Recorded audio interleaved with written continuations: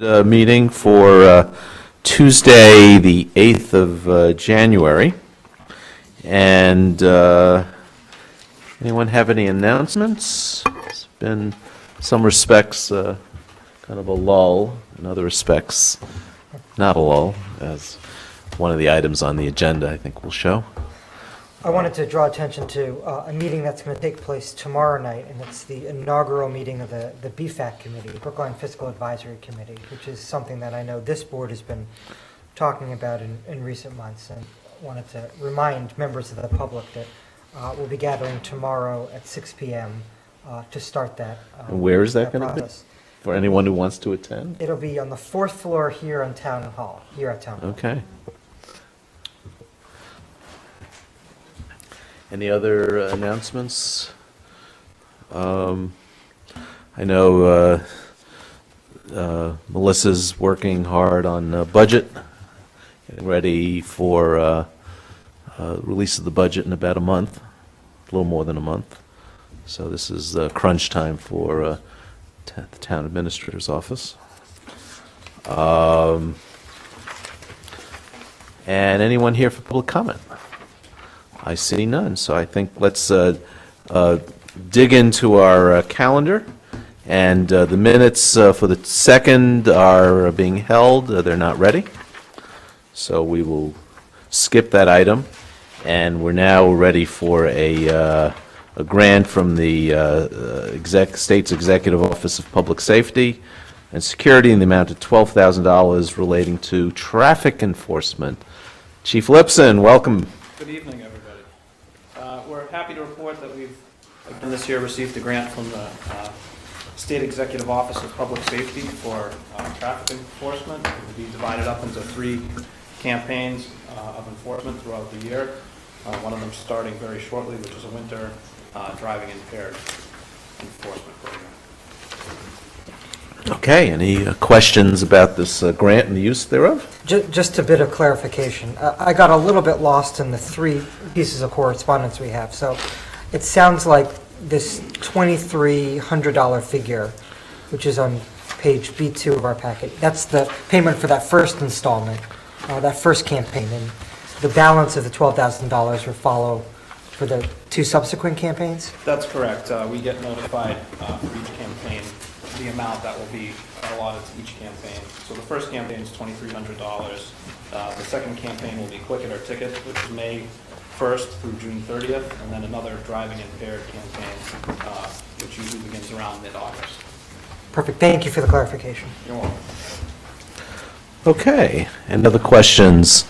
So I'll move that we accept the grant from the state, from the Massachusetts Executive Office of Public Safety and Security in the amount of $12,000 related to the traffic enforcement grant program. All those in favor, please say aye. Select person Franco. Aye. Select person Heller. Aye. Select person Green. Aye. Select person Hamilton. Aye. And the chair votes aye. Thank you. Thank you. Next up is a grant. No, he's back. You're back? He's got next grade, too. Department of Mental Health? Related to You're the- just bringing in the money. Oh!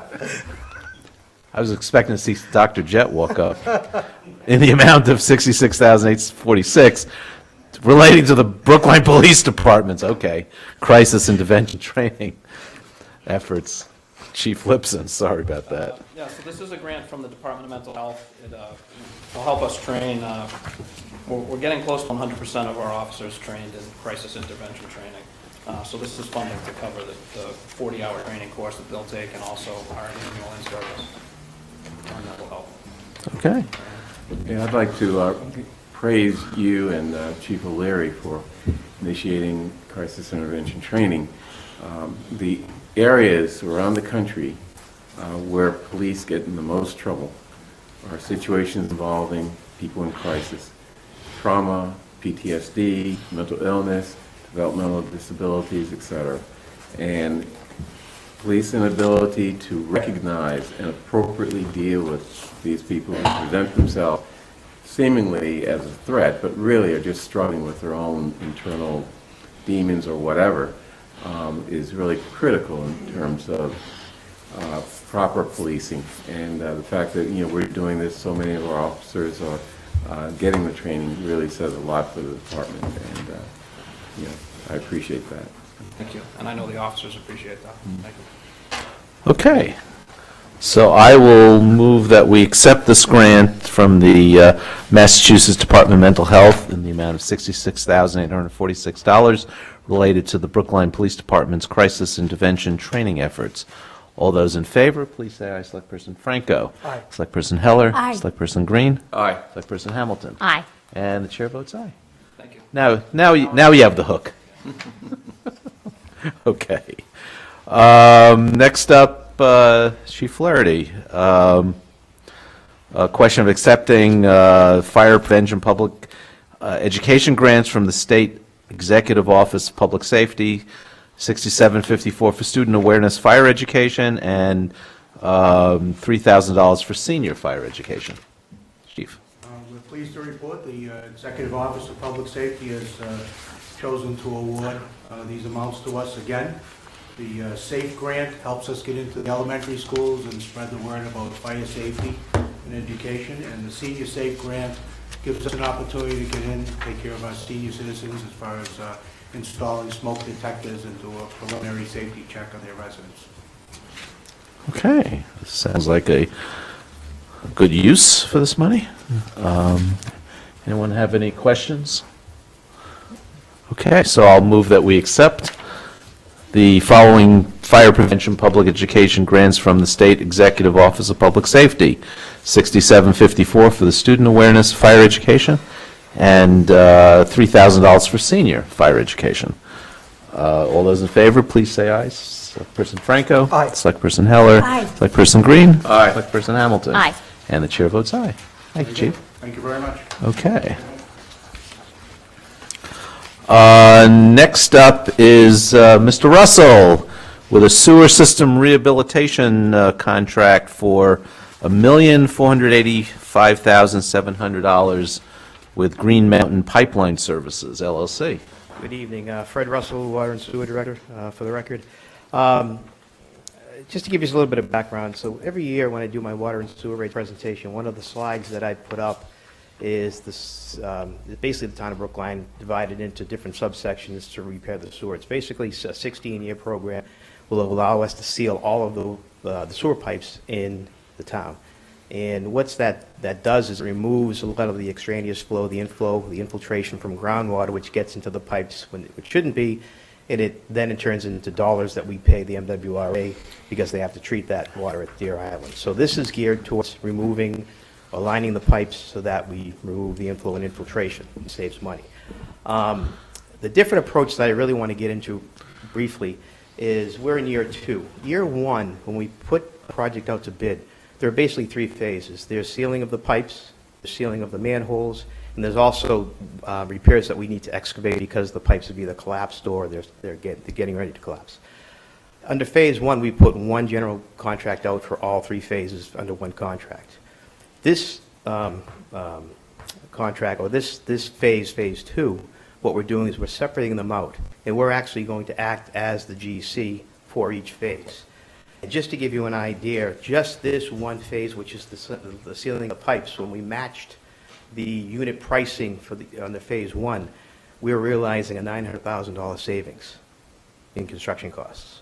Wow. So, and this is sort of a segue into when you see me up here maybe in the next week or 2 looking for a contract to seal the manholes, this is why, and then there'll be a 3rd contract. So just to lay the groundwork on what we're doing, how we're doing it, and moving forward. So. Okay. Too bad we can't put him in charge of gas leaks. Right. We don't own that infrastructure. We own this infrastructure. I'd settle for 16 years. Any questions, comments? Just a quick question about the administration, the sort of the town serving as the GC. Sure. We're doing that with existing employees. We're not creating a position or contracting. No, we're in. not creating a position. We may ask for consulting services with our consultant to serve with the paperwork and that sort of thing, which, again, will be a heck of a lot less than $900,000. And again, this is just the one phase. I'm sure we're going to realize more savings as we move forward, too. But, yeah, we may see a contract here from the consultant to sort of assist in that. Thank you for being so diligent and counting your pennies so wisely. Thank you. Okay, so I'll move that we award and execute the contract for the sewer system rehabilitation project in the amount of $1,485,700 with Green Mountain Pipeline Services LLC. All those in favor, please say aye. Selectperson Franco. Aye. Selectperson Heller. Aye. Selectperson Green. Aye. Selectperson Hamilton. Aye. And the chair votes aye. Thank you. Thank you. Thank you. And next up is Dr. Jett, question of accepting a grant from the Brookline Community Foundation NETA account for $25,000. And these funds are going to the Substance Abuse and Violence Prevention Program for Youth. Dr. Jett. Good evening, Select Board. First, I will say the Crisis Intervention Team does work with the Police Department because we had to use them earlier this year and called a couple of them over to help with a patient that showed up. So with that, I want to ensure that we get some people in the health department trained to be able to deal with mental health issues, because right now we are not. So this grant here, this actually takes care of 2 part-time personnel that we have that work with the school system with our substance abuse program. And so they hold parent meetings. They deal with our annual wellness summit that we have, annual public health week events, and any presentations dealing with substance abuse. So the money goes directly to that. Okay. And this is, yeah. I was just going to say, very important in light of the new recreational marijuana environment we're in. Yes. So, Right, and the source of the funds is from the yeah, from one of the sources the of medical recreational marijuana, yeah. I don't care where it's from, just as long as we have that type of educational. Right. Any other questions? I'll move that we accept this grant from the Brookline Community Foundation, NETA funds for $25,000 for the Substance Abuse and Violence Prevention Program for Youth. All those in favor, please say aye. Selectperson Franco. Aye. Selectperson Heller. Aye. Selectperson Green. Aye. Selectperson Hamilton. Aye. And the chair votes aye. Thank you. Thank you. And we have one temporary alcoholic beverage license, and this is non-sales license to Lars Anderson Auto Museum at 15 Newton Street for corporate awards dinner to be held on Tuesday, January 15th from 6 to 11 p.m.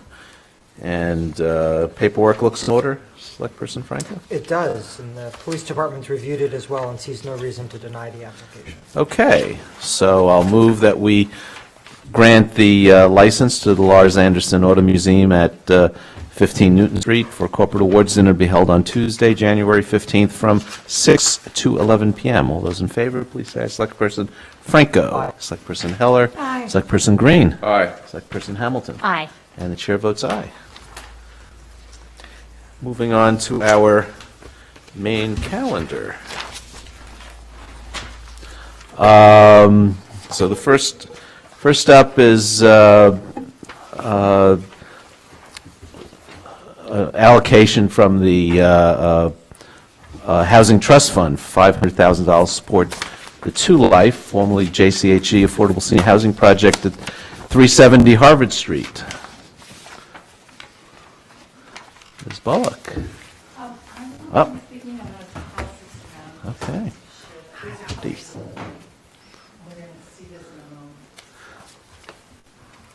Okay. Mr. Blood. Good evening. Roger Blood, Housing Advisory Board. Good to see you all again. Happy New Year. We're very happy to be back with, well, what we are used to calling JCHE, but which is now Two Life. With one of the best projects we've ever seen come before the HAB, and I think the town for affordable housing at the KI site. We've been up before. I think you've seen a full presentation, and the HAB has expressed its enthusiasm and its As has approval. this board. Yes, yes, you have.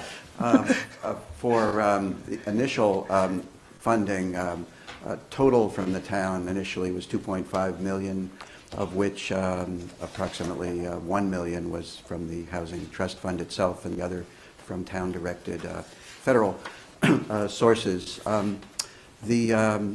We knew then, and we're anticipating that with increasing costs and a finalization of the financial pro formas, that there was likely to be a second supplemental request, and that's what we're here tonight to ask for your approval on. The additional amount is $500,000 to be approved from the trust fund to Life. This came back before the HAB. Originally, the HAB had some further questions, and so we've actually looked at this twice and carefully before bringing it up here, and we're very, very comfortable with the numbers at this point. The only other thing I'd like to add very quickly before introducing Amy and the JCH team is from the standpoint of what are we getting for our local money going from the trust fund in terms of deploying it. This is a 62-unit project, of which 57 units are officially affordable. And two just very quick numbers to think about in that regard. The total of $3 million divided by the 57 units comes out to a little bit more than $50,000 a unit, $52,000, $53,000 a unit. That's including the federal money. For the trust fund itself, at $1.5 million, or half of that, the cost to the town to fill the gap and make this wonderful project feasible is just a little north of $25,000 or $26,000 a unit. So we think that's a terrific result that we're going to get here for the money involved. And I know there's a lot of other discussion in other projects of what the town can do with its trust fund money and how much can be produced. And this is just an excellent example of that. So without further remarks from me, I'd like to introduce Amy and her team to give Ms. you a Schechtman, update. welcome. Thank you. I love being here. Thank you so much. We should have you more often. Okay. Well, we're working on another deal. Since I started 8 years ago at this job, my goal is to get affordable housing into Brookline, because so many people on our current waiting list just wish to be in Brookline. And to add, before I do the basic presentation, so while the 57 are deed restricted, in fact, the other ones are affordable, we're going to internally subsidize them without government, because the HAB instructed us at the very beginning that they wanted some units for the upper end of the low income who don't quite qualify. So they're all affordable. And the other thing is, just to remind you, we've made the commitment that all of these are affordable in perpetuity. We have absolute commitment to never having expiring use with anything we do. Okay. So you remember how beautiful the site is and how it's going to add to the streetscape, again, back from when I was the economic development director, and people wanted openness on this part to connect Coolidge Corner and JFK Crossing with the visual identity, and so it's an open. Okay, where are we now? We're done with permitting, yay! We're done with all our construction documents, so we did a bidding process for construction. Now, you'll hear in a minute, one of the challenges, and I'm sure you've seen it all over in your own projects, is construction prices have really risen in the last year and a half since we started this. We submitted our building permit. You're going to see in a minute, we got great philanthropic commitment and great state support, even better than we hoped. We've got 23 project-based vouchers. We had originally promised you 14. The 23 means all those for be extremely low income. People can pay 30% of their income. And again, our median household income through our portfolio is $10,110 a year. So these are extremely low income. And we got really good bidding on our equity and lending. So what led to the increases that we have to come back here? Well, your town design review process is very thorough and very participatory. And as you know, we did hold 29 public meetings to take a lot of feedback and incorporate that feedback, some of which is expensive. The facade is gorgeous and it's great materials, and that's what your design review team wanted, so we did that. We are adding a permanent public pocket park for the use of the town. At our expense, we will build and maintain it completely. We put more street trees in, again, at your request, and made significant sidewalk improvements, again, at the town's request.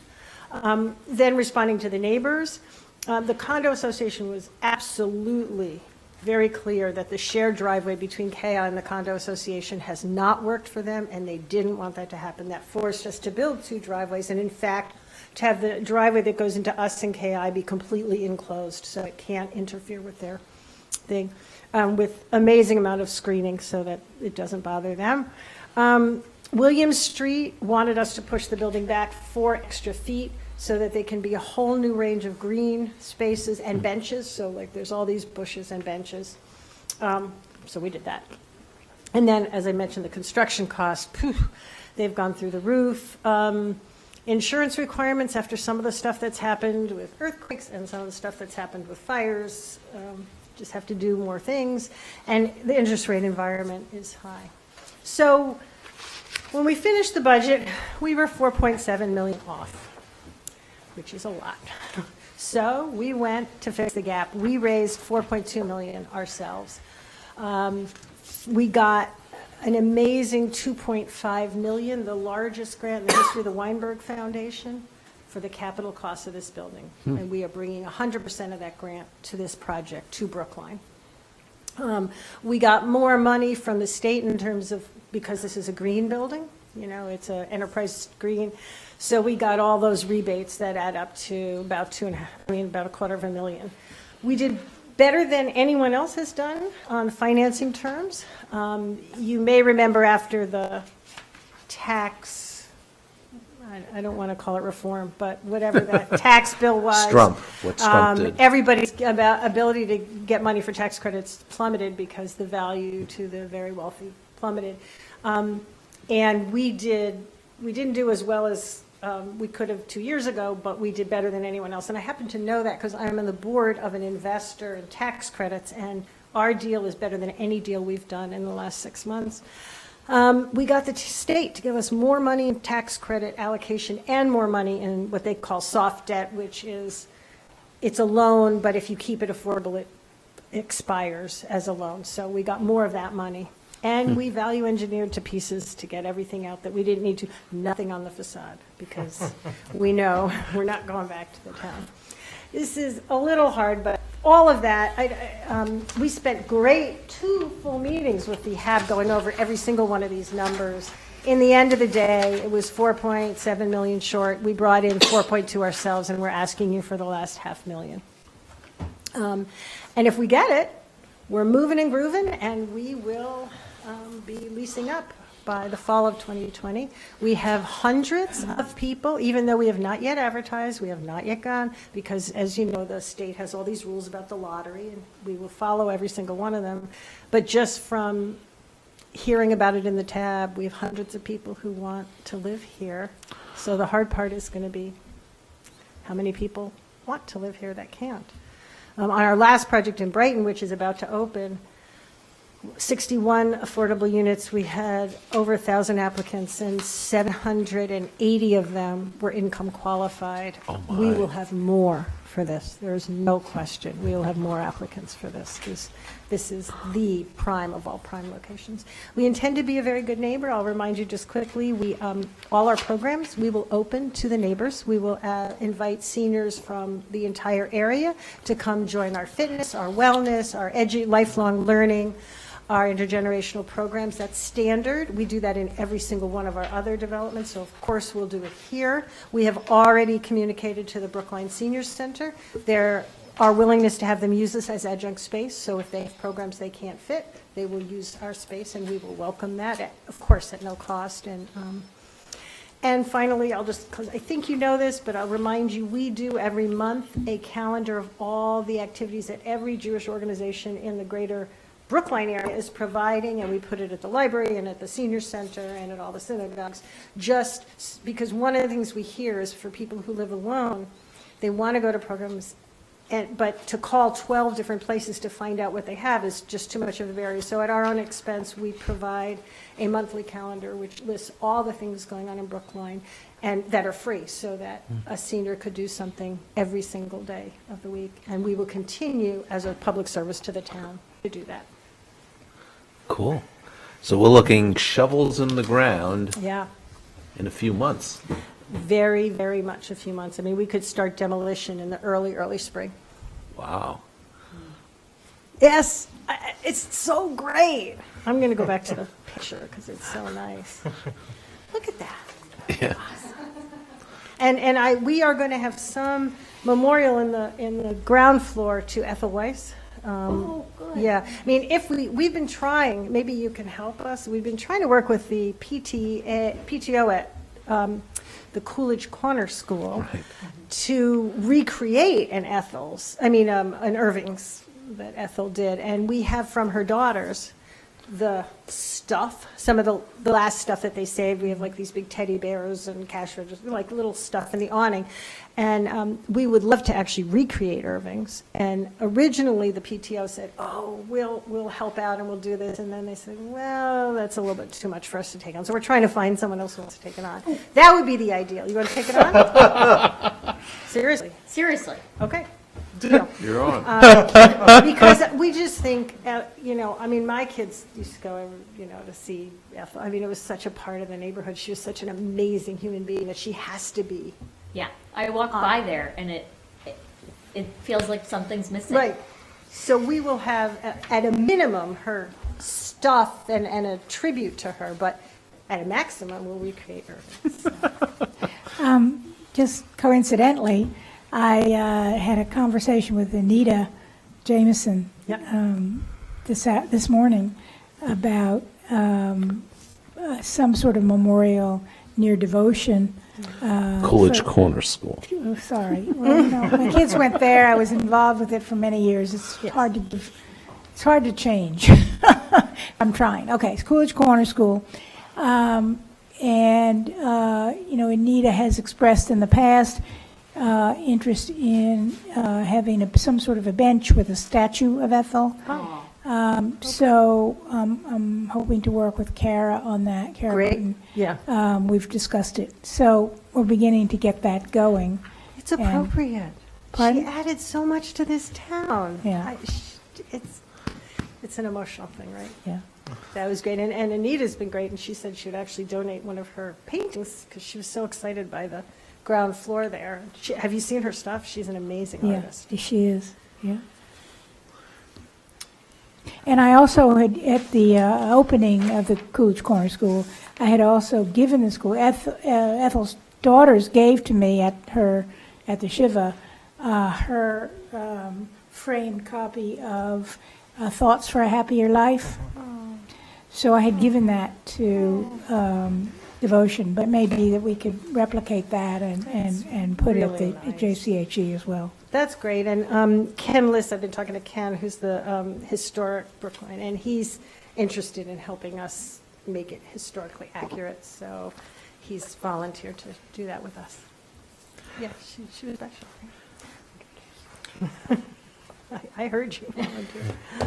Thank you for this project. I think it's really turned out great. Clearly, it's been a bit of a community effort, but you've been there throughout and listened, and we're getting what I think is a great project, maybe at a little bit more expense, but thank you for sticking with us and bringing a quality project to the finish line. Yeah. Yeah. Yeah. I have a comment. Sure. It's a great project, and I think I asked you this in a previous meeting. We're bringing in 47 units for senior housing, which is great. But that also has a tendency to maintain the sort of segregation of our town. So I just want to thank you for the fact that you have an affirmative fair marketing program. We help to sort of get around that, and that's important. And I urge you to make sure that works effectively. We're going to have at the MLK celebration event a video of interviews of Governor Dukakis and various black residents of town and their experiences moving into Brookline in the 1950s. One thing that this is a little off topic, but it's relevant. Despite the fact that they were moving into Brookline as black residents in the 1950s, today Brookline's black population is below 4%. That's a problem, a huge problem. And I think we exacerbate it to the extent that we don't recognize, the fact that when we focus on senior housing, we undermine the ability to sort of break through that barrier. So I'm saying that just to make that point, but also to acknowledge that, you're providing or you're making efforts to address that issue. The other thing is really a question. I think you said that the Housing Advisory Board required that you have a certain number of units that are in the upper affordable housing. Now, what is that? I mean, that's interesting, and I'd like to get a sense of what really is behind that, and because one of our issues in town is not just affordable housing, but a housing that the people who work for our town can live in, right? Or can afford. So, I mean, I can tell you what the HAB told us. Maybe you, is that a question for the HAB or for me? Well, whoever. I mean, it's just something that I found interesting that I'd like to just get more information on. Okay, so if the So question is maybe why Roger the is HAB appropriate wanted, person. I think you hit the nail on the head is why the HAB wanted it, and in fact, we're very, very interested in doing more of that, what I would call the middle, where moderate, thank you. We're very, very interested, and I think the HAB is. So because we're going to bring in the philanthropy and the other sources, we'll be able to offer units, now I'm trying to remember the rent, 2,200? So we have Come to the mic. So we have 8 units that'll be affordable for households up to 110% of AMI. So for those folks, It's area medium income. It's area median income. So to make that affordable, you would be earning around $76,000 a year for those 8 units. And then for the then we'll have 4 units that'll be set aside for with no income restriction whatsoever, and those rents are targeted to households around 120% of area median income, or you need to earn around 100,000 or 110,000 to be able to afford those affordably. Those are 2,500 and 2,750 for ones and twos. So even though that's not low rent, like some of the people will be paying $100 in rent, some will be paying very low, but there isn't much in Brookline that's brand new, beautiful construction of this size for that rent. So we think we're hitting yet another. I just want to make one quick comment. We did our housing needs assessment several years ago, and we're about to redo that again next year. One of the things that we did find, and particularly with senior housing, is that there's a huge need for senior housing for people of moderate or middle income. I mean, I think that it's something that we heard over and over again for seniors. I mean, there are condo and other opportunities for people, but sometimes people want to live in a building that's for seniors only, et cetera. And we don't really have that here in Brookline for moderate incomes. So this project is great because it's a wide range of incomes, and, we were able to do that. And just to remind the select board, our housing trust does go up to that moderate income range by design. So. One other quick thing. Because it's a rental project that's affordable, 100% of the units are going on the subsidized housing inventory. But relative to most of what we're seeing in 40B and otherwise, where you've got an 80% AMI kind of a benchmark, this project, other than the number of units, is largely 49 out of the 62 units, about 75%, are deep subsidy, serving much lower income of 60 and below. So even though there's the relative handful that's in this upper mixed income category, which is healthy for a project to have mixed income, most of it is much deeper than we're seeing in the 40Bs and elsewhere where we're creating units. So. And also for those rents we do all utilities. So we do the heat, hot water, electricity, so you're not paying any extra for that. And also the lifelong learning, fitness, intergenerational programs, all of those are free to not only to the people who live there, it's actually going to be free to the people in the neighborhood, but all of those things are included in that base rent. So it's a very good deal. If we could build it cheaper, we would offer it cheaper. Okay, so why don't we approve the request for an additional $500,000 from the Housing Trust Fund to support the Two Life Affordable Senior Project at 370 Harvard Street. All those in favor, please say aye. Select Person Franco. Aye. Select Person Heller. Aye. Select Person Green. Aye. Select Person Hamilton. Aye. And the chair votes aye. Thank you. Go forth and build. So Roger, you're still with us, and you're going to be requesting up to $10,000 to retain Pam McKinney of Byrne McKinney Associates to provide the town with financial modeling consulting services relating to a potential revision of the inclusionary zoning bylaw. So as I think you know, we've had inclusionary zoning since the mid-1990s. It's kind of one way to look at the town's affordable housing activity from that time until now is kind of a three-legged stool, thanks to the vision of our friend David Treach going back that far.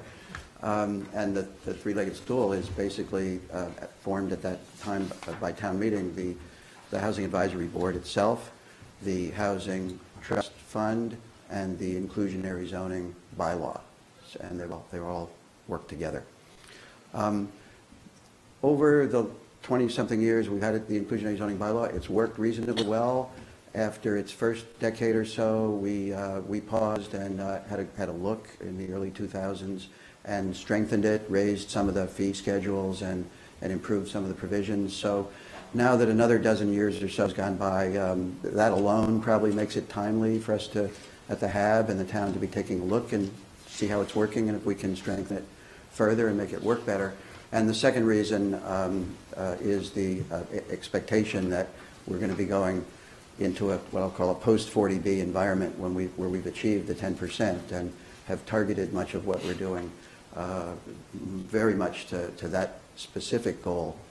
So the HAB has been looking at this question in most of its meetings for the past year, and we've made a lot of progress. We've reached I think a good consensus on the shape of the provisions that we want to change and include in a new proposed bylaw to town meeting, possibly this spring, at the latest in the fall. We've had a good opportunity to run our thoughts by the planning board in an informal presentation and have gotten very positive feedback from them on where we are planning to go. Last night we had a similar opportunity with the Economic Development Advisory Board, and sometime in the coming months, if the select board wishes, we can give you a bit longer sense of where we're going. But to suffice it to say, there's a policy question, there's legal, there's zoning, but it's at the end of the day, it has a lot to do with the numbers and the finances and what's feasible and what the town can get in terms of public benefit from proposed development, either from on-site affordable housing requirements or from trust fund requirements. We want to make sure that the town is getting the optimum, the most public benefit possible, but not demand so much that we cause good projects with good affordable housing to become infeasible over time.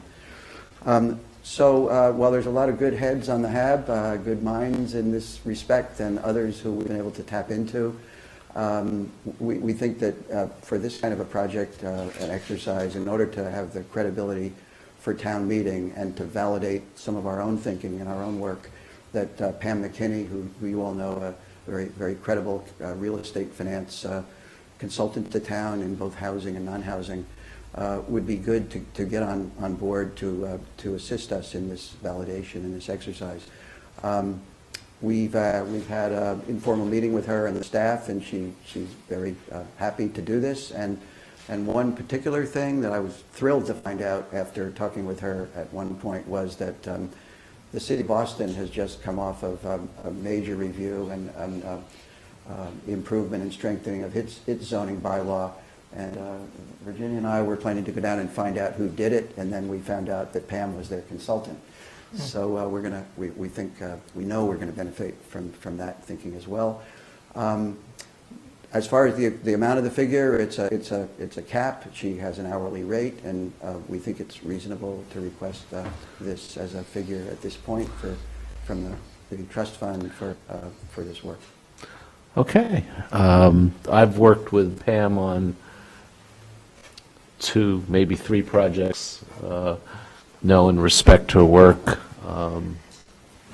So I have no misgivings whatsoever, and hearing that she was involved in the Boston effort just validates not only my experience with her, but the fact that the others she's recognized in other places as an expert. So I think that's great. Any questions, comments from the board? Okay, so I'll move that we approve the expenditure of housing trust funds not to exceed $10,000 to retain Pam McKinney of Byrne McKinney Associates to provide the town with financial modeling and consulting services related to the town's inclusionary zoning bylaw. All those in favor, please say aye. Selectperson Franco. Aye. Selectperson Heller. Aye. Selectperson Green. Aye. Selectperson Hamilton. Aye. And the chair votes aye. Thank you. Thank you very much. We have Finance Department personnel, and this is authorizing the filling of the mailing and printing position. And I see that Tim Sullivan is retiring. He's a fixture around Town Hall. Yes, Mr. Sullivan he's a jack of all trades. He helps us out. He's very committed, but he's ready to retire. And so after the budget is prepared this year, he'll be leaving us. So we'd like to have opportunity for some advance time to seek his replacement. Okay. Any questions? I'll move that we authorize the filling of the supervisor of mailing and printing. All those in favor, please say aye. Selectperson Franco. Aye. Selectperson Heller. Aye. Selectperson Green. Aye. Selectperson Hamilton. Aye. And the chair votes aye. Next item up is the purchase and sale agreements for 15 to 19 Oak Street. And those aren't ready. We're still looking at some of the finer points. They're almost ready, but we're hoping to have them up here next week. So we'll hold that item. And the next item is setting the date for the annual town election and town meeting. Yes. So, Good evening. yeah. In front of you, you should have two sets of schedules. One has been run by the moderator and the town clerk. The other one hasn't. The other one caught the moderator by surprise, but we'll let him know what the final determination is after tonight. The two or what? Well, was that our place at the table and So the one was in your packet, that was the Okay. original schedule, which called for the election to be the first Tuesday in May. Okay, got it. And the second schedule allows for the election to be the second Tuesday in May, and then the schedule proceeds from there. So under the original schedule, town meeting would have commenced on May 21st, and under the revised schedule with the later election, it would commence on May 28th. So I'll remind the board that May 28th is actually after Memorial Day. Yeah. That's a departure from our usual. Right. So what happened here is, remembering last year when we had a school override, we wanted to buy an extra week to, formulate the Question. the question. But the way the calendar worked out last year, the second Tuesday of the month, the election has to happen either by bylaw, either the first or the second Tuesday in April, in May, rather. So last year, the way the calendar was, the first Tuesday in May was May 1st, and the second Tuesday was May 8th. So we did the election on the second Tuesday, but it was May 8th. Now, today, this year, the calendar is a little more favorable for pushing it back. So the first Tuesday in May is May 7th. So if we do it May 7th, we can still, so it's a day before we did it last year, May 8th. So we have the equivalent amount of time to prepare, to see if we're ready for the school's overrides, one or both. But in looking at the second calendar, doing it as late as May 14th, doing town meeting after Memorial Day to think about writing speeches over Memorial Day weekend and it's not Everybody very, will be well rested. Yeah, it's not very appealing to me. so I hear that argument and I'm sympathetic to it. I also am a little bit uncomfortable about shortening the window between passage of the budget and the beginning of the fiscal year. I always want to sort of prepare for the worst eventuality, and if there's any need to do mechanics or delay a vote for whatever reason, I think pre-Memorial Day gives us a little bit more of a runway to do it. I also agree with the chair that I don't think we need the extra week to formulate a question for a debt exclusion or an override. I think it's just not necessary in this case. So I'm a supporter of the May 7th town election date. The extra week's also for us to explain the need for the debt override. But I agree that that's not, 7 days is not going to make a big difference there. Yeah, so I'm inclined to go with the May 7th at this point. So I guess I'll move calendar number 1, which is which has Can I the just ask a question? sure. So had you had analyzed these two, and you put the second one before us as an alternative? Is that? After I put the schedule out, Neil asked me to put That the was at my alternative. request. Okay, all right. Just Just to see what would happen. Right, thinking this is what we did last year. We had some overrides that we wanted a little more time to formulate the questions. And you said that the moderator approved the. So I the generally 7th run the one. schedule by the moderator and the town clerk to make sure they're available. Yeah. They obviously are very important to make sure that their schedule's clear. And then ultimately, it is the board's decision, so.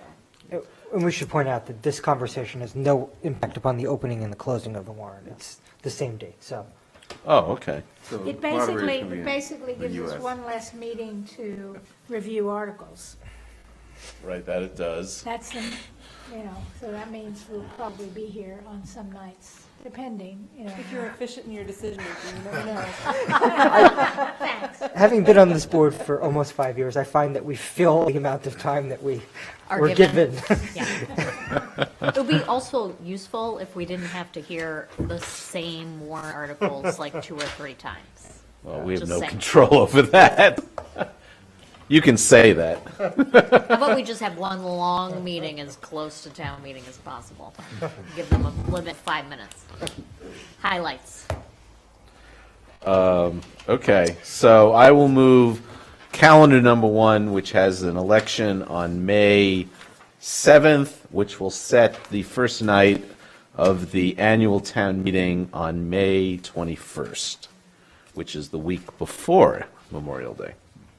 All those in favor, please say aye. Selectperson Franco. Aye. Selectperson Heller. Aye. Selectperson Green. Aye. Selectperson Hamilton. Aye.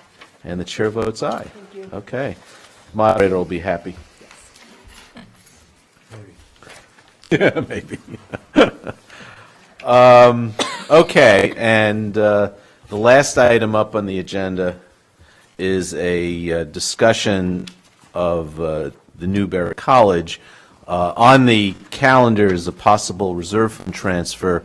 We're not ready for reserve fund transfer, so I think what I'll just do is a bit of an update. So there's been some activity, and I made a presentation last night to the Economic Development Advisory Board, and we had a discussion. Selectperson Franco and Heller were there. And up on the screen is an overview of the Newberry College. And in the lower left, that parking lot is actually the parking lot for the new Fisher Hill Park, so that's not part of the campus. But going up on the street that bisects the campus up on the screen is Fisher Avenue. And then what you see there is a parking lot for what's their academic center, and the academic center is about 30,000 square feet. And then below the academic center, all the way to the left of the slide, is it was a single, that's the academic center. What Kara is pointing to is, I think, West Hall, which is a converted mansion, which is in pretty poor shape right now. And going up on the east side of Fisher Hill Avenue, the big building that's kind of like an L, deformed L, is their student center, which has an auditorium, some classrooms, and some dormitories. And then the building just above the academic center is Minton Hall, which is probably the nicest building on campus. It's where the college president has his offices, the admissions office, and there are some dorm rooms. And then there are some smaller buildings scattered around the campus. And as everyone knows, Newberry has announced that they are ceasing operations. I'm looking for my notes.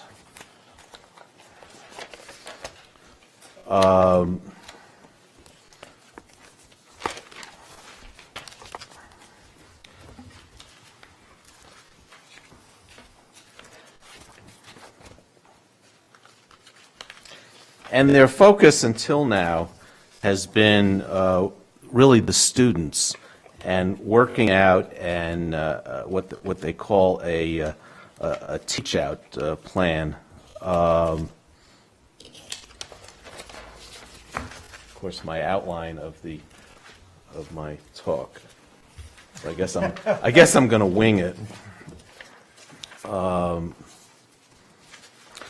So we hear that the teach-out plan is almost complete, and so they will now be turning their focus to disposing of the asset in some way. Right now, we are beginning to engage with the college to try and get information from the college. So we don't know what their intentions are at this point, but within the next few days, we will be finding out. We do know that the Attorney General's office has an interest, and also the state through the Commissioner of Higher Education has an interest, and they're very interested in this, especially given what's happened with Mount Ida, and but in this case, there's a longer lead time, and the intent for the school is to finish out the year, and the hope is all the students would then be placed in appropriate academic programs to finish out their academic careers. In terms of the town's interest, there are a number of ways we can go, and the big question is what is our desired outcome? So here we have 10 acres of prime land in a very nice part of town. It's adjacent to a park, brand new park, and some brand new development. Last night we made a presentation before the Economic Development Advisory Board, and we got some feedback, and there was a lot of sentiment amongst the Academic Development Advisory Board and also audience members that we should be taking a good hard look at whether or not at whether we're interested in acquiring all or part of the site with an emphasis on the entire site. We should be taking a good hard look at that. And there's a variety of uses that we could be looking at this for. One thing I think is clear, and this was clear in our, a number of us have toured the campus, including a superintendent of schools. Some have said, and we all hoped, that we could just perhaps take over the campus and voila, it's being used as a school, therefore we can use it as an elementary school. Well, the setup for a college is very, very different than the setup for a elementary school, and the facilities really don't lend themselves to, at least that's our initial opinion. We'd have to be doing significant work to adapt it, including potentially tearing buildings down, and that's just something we'd have to consider as part of the analysis. Is there? So let me go back to process a little Right. bit. So I think there are really four actors on the college side or on the state side that we need to be concerned about. And I think the chair has mentioned a few of them. So the AG's Public Charities Division, I think the Board of Higher Education was mentioned as well. Two other groups that we need to be aware of. One is the Board of Trustees themselves, the Newberry College Board of Trustees. And then there's a private lender at play here that I think is also somebody that we're going to need to engage with or at least be aware of. So the teach-out plan, I think, is the start, and that's where the focus has been to this point. And that's really where the Board of Higher Education gets involved. They want to make sure that each of the students has a place to go and that there's an individual path mapped out for them. I think Newberry College, from what I hear, has been sort of the model for this in the wake of the Mount Ida closing, where there was some very public consternation about a lack of care for students and trying to connect them with a program or a school where they could continue their education.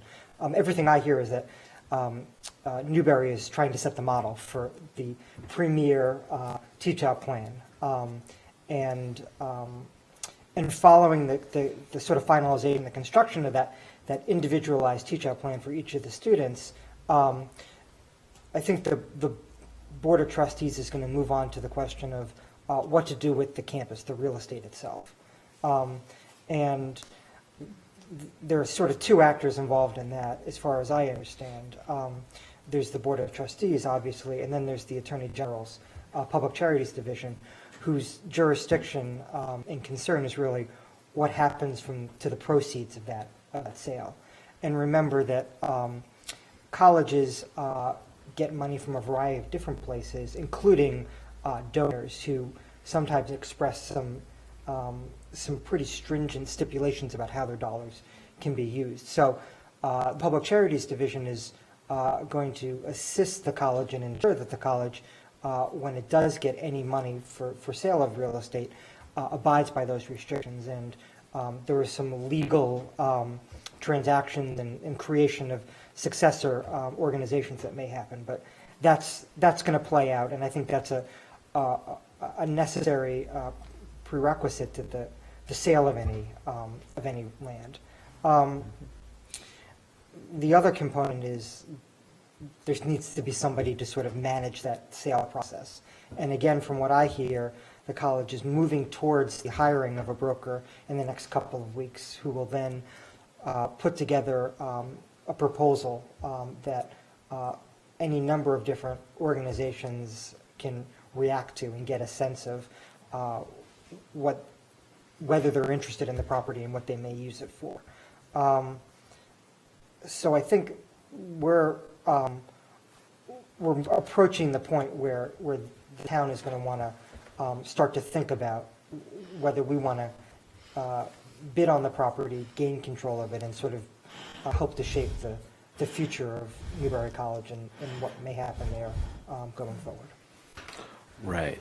And the time frame, we're going to know more about the time frame within the next week, but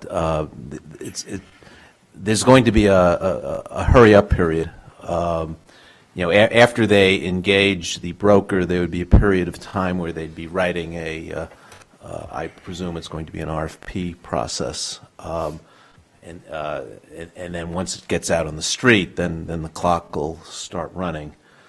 So if we're going to engage in that, we need to start thinking about that now. And thinking about, how do we approach that, and what is our desired outcome, which really needs to drive this from start to finish. And along those lines, one of the recommendations from EDEB last night was that we form a work group to start working the process. And I think that's a good idea, and I would suggest that this board vote for the creation of a work group, and then take this coming week to recruit folks, and then next week appoint a work group. I do know, I've been thinking about the kinds of skill sets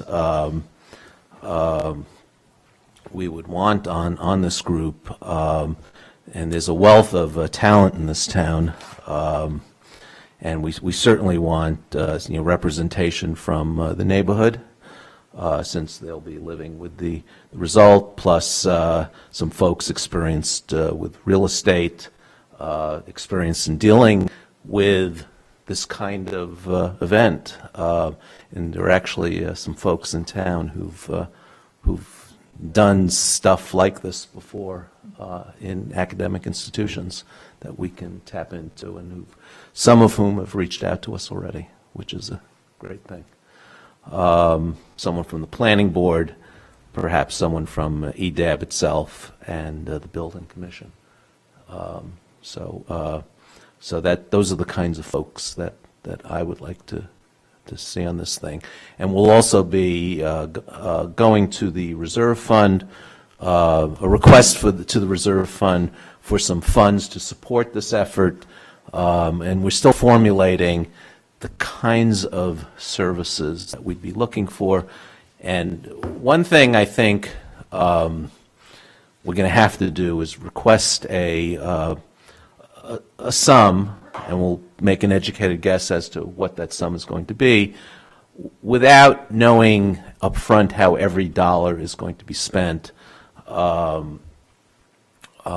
know it's going to be applied towards this project, but we're going to need some help from this committee and staff to figure out exactly how these funds are going to be spent. We know we're going to need some planning services.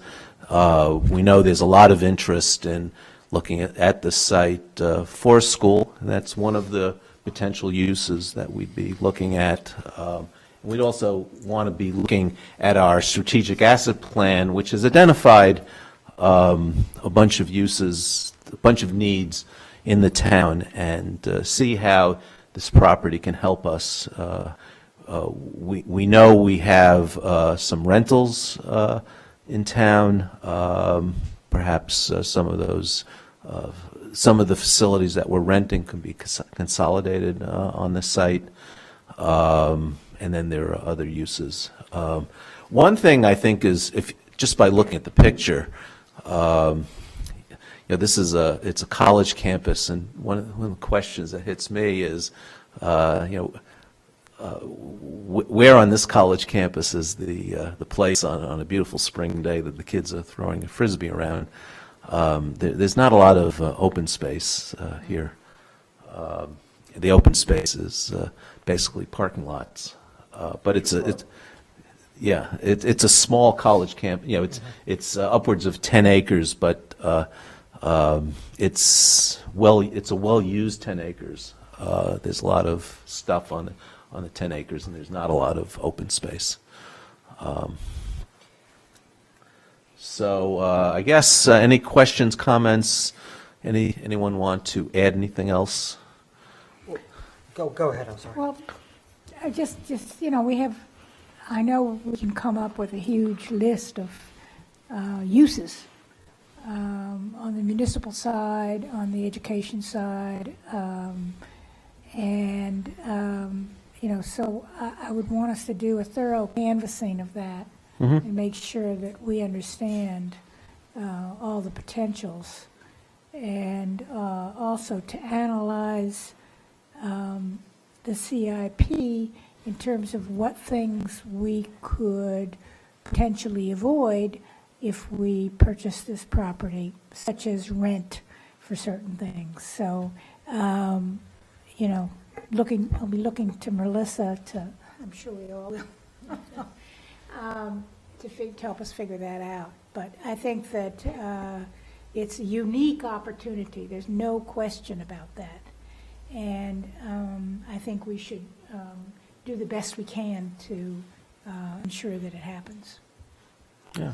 So let me pick up that baton for a second. What I heard last night from EDAB was that there are really two phases to the process going forward. There's sort of an analysis of acquisition and the nuts and bolts of how do we acquire it, and maybe a quick testing of is this a good thing or a bad thing, and then after that process concludes, there's a more lengthy planning process that we're going to engage in.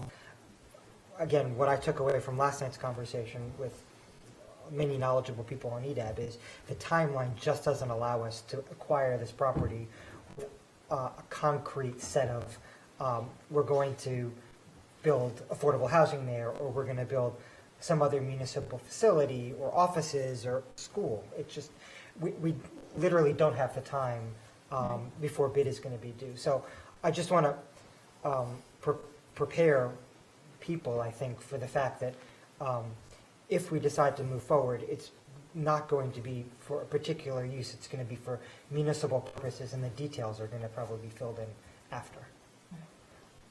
Right. Well, we certainly won't have time to do any sort of feasibility study on what anything would cost in terms of whatever we would use it for. Correct. So, And, again, the near term, just based on the timeline, is going to be how do we do this? And the rationale is this is a big piece of property, and we want to be in control and in the driver's seat about what happens here. well, And because I think we do have so many uses that we could, exactly, it's that's not exactly as what if we want it just because we want it. we're confident that there's going to be municipal uses and potentially public benefiting private uses. I think Roger Blood put it really well last night when he sort of set out a matrix of three different types of uses that could be there. Publicly owned for public benefit, privately owned that has a public benefit, and then privately owned for a private benefit. And I think the attractiveness is in just that order, at least to me. Right. One other thing, this is going to be a fairly complex process. One of the complexities is going to be our inability to quickly identify environmental issues on this site. We're going to be going into this somewhat blind, so we have to be just aware that that may be a huge problem or a minor problem that just is going to be a hassle. Right. I think, any buyer of the property is going to have that, and we don't know yet what kinds of assessments are going to be made available to us through their process. And certainly, we would ask for the ability to inspect. And that would take a while. Right. Right. This property's never been zoned for industrial use, has it? Do we know that?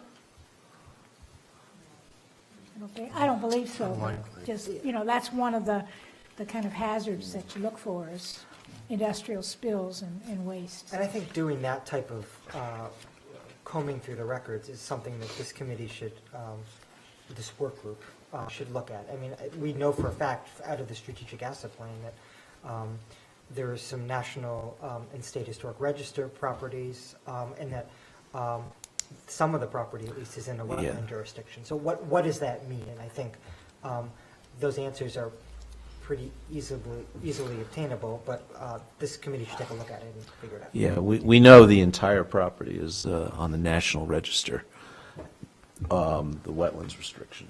I don't know. But in terms of Phase 1 environmental, that's something that the funds that we're requesting can I'm can pay for. thinking also of lead, asbestos. I mean, presumably the college has dealt with that, but, you know, we don't know. Right. Right. Do we know if there are any other interested parties? Oh, there are going to be. This is prime property. So if we were to make a bid on this, how would we pay for it? Would it be Well, an that's override? to be determined. Okay. So the voters would hopefully get an opportunity to, That is to be determined. Though I can't, off the top of my head, identify a source of funds. Maybe Melissa and Mel can get really creative. And I see that. I guess my point is we don't have that kind of money laying around. No, we do not. No. We would need to probably bond that. Well, we would definitely have to bond it. Yeah. But we don't have, unless we halt our CIP pretty much entirely. Because, I mean, we've been going to the voters a lot, and we'll be going to the voters on some other exciting projects that have been in the queue for a while. So I see the opportunity. I think it's a great one, but we're spending a lot of money. We sure are. Yes. Yep. But I think, I think this is, how often does 10 acres at the top of Fisher Hill become available? And I think if in the end we have to put an override before the voters, I think that's a good thing for the voters to make a decision on, if that's what we have to do. I think we have to proceed as though we are going to acquire the property, so we have the ability to make an affirmative decision, yes or no. I think your point is well taken, but if we don't at least look at it and consider it, then there's no way we're going to even have the option in 8 or 10 weeks when potentially we submit a bid. Right.